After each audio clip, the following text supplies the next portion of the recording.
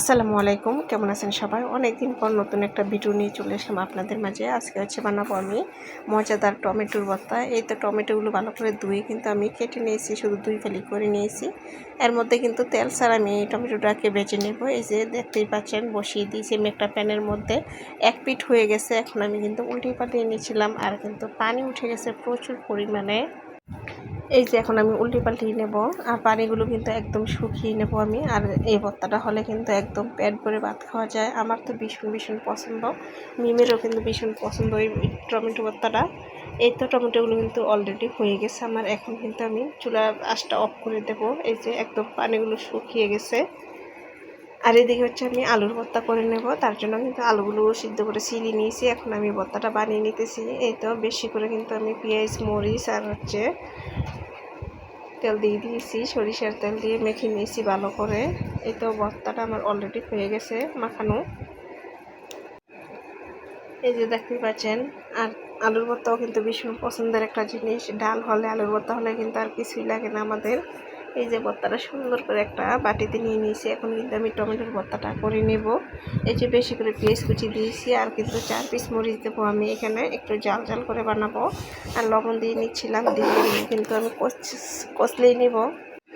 সবগুলো একসাথে মিক্স করে নেব। এখন কিন্তু টমেটোগুলো দিয়ে আমি মেখে নেব ভালো করে। আর এই টমেটোর ভর্তা আপনারা কীভাবে বানান অবশ্যই কিন্তু কমেন্টের মাধ্যমে বলে যাবেন।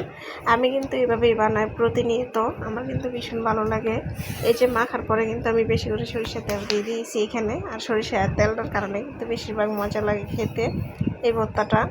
এই তো অলরেডি আমার হয়ে গেছে। এখন কিন্তু আমি আরেকটা বাটিতে ঢেলে নেব।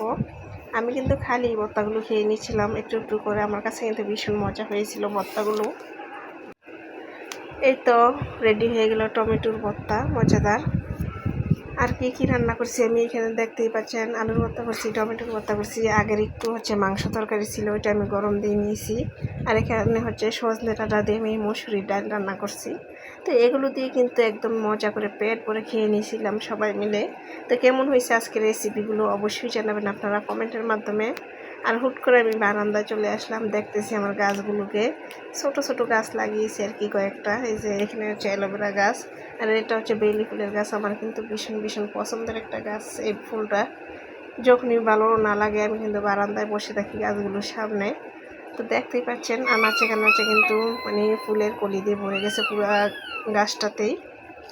এই তো আমি ধরে ধরে দেখাচ্ছিলাম ফুলের কলিগুলোকে। তো কেমন হয়েছে অবশ্যই জানাবেন আপনারা। তো আজকের মতো বিদায় নিচ্ছি, ভালো থাকবেন, সুস্থ থাকবেন। আল্লাহ হাফেজ সবাইকে। আর আমার জন্য দোয়া করবেন। টাটা, বাই বাই, আল্লাহ হাফেজ সবাইকে।